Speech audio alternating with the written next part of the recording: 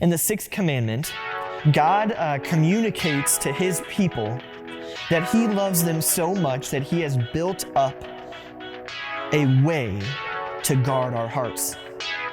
We hear in the Psalms and in Proverbs as well that we should guard our hearts, for it is the wellspring of life.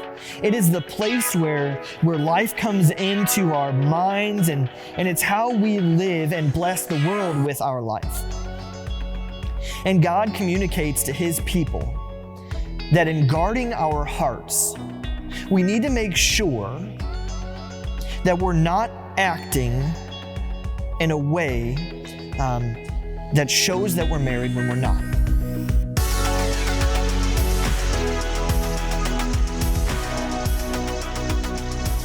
Let me explain that a little bit better. In Genesis, God tells us that a man and a woman become one, that they cling to one another and they become one flesh. Now, this unity is spiritual, it's physical, it's emotional, it's relational.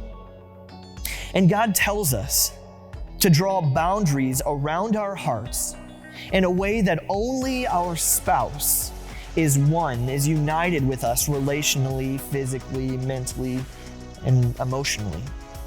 So what this means is that if we are acting in a way where we let other people get too close emotionally, maybe they know us so well that they know what we're gonna say, that we're acting like one, or maybe we act in a way where this other person who is not our spouse is there all the time. It's a spatial, it's a physical unity.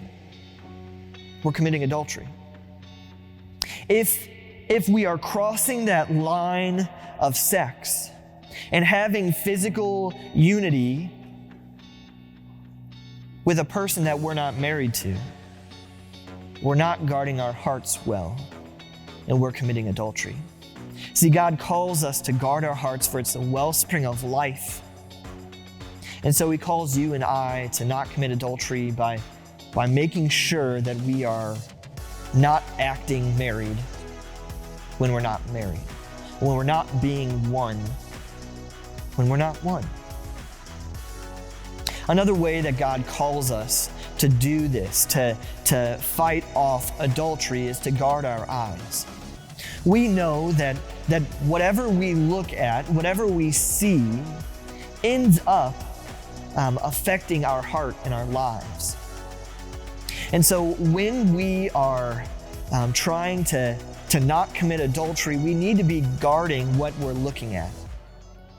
We need to be guarding what we're looking at by not looking at other couples and saying, wow, I wish I had that, I want that, I need that emotional connection, because that's committing adultery.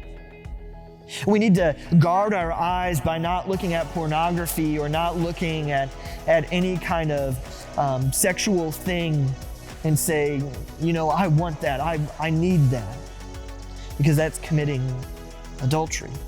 See, God has put boundaries around our hearts so that we might guard our heart, but he also asks us to put boundaries around our eyes so that he can continue to guard our heart. So what does this mean? This means that we need to make sure that we are guarding our eyes and guarding our hearts and making sure that we don't commit adultery. Now, this is a tough topic because this topic, well, there's a lot of shame involved and there's a lot of guilt. In fact, we know that many people struggle with this. And so I want you to know that if you have struggled with adultery in the past, if you've struggled with lust or pornography, there is grace and forgiveness to be found. Jesus loves you, and he died for you, and he takes away all of your sin. And if you are struggling with this, come and talk to me, or come and talk to your parent. Talk to someone who is a trusted adult who can walk you through this. Because Jesus loves you, and you need someone to remind you that Jesus loves you.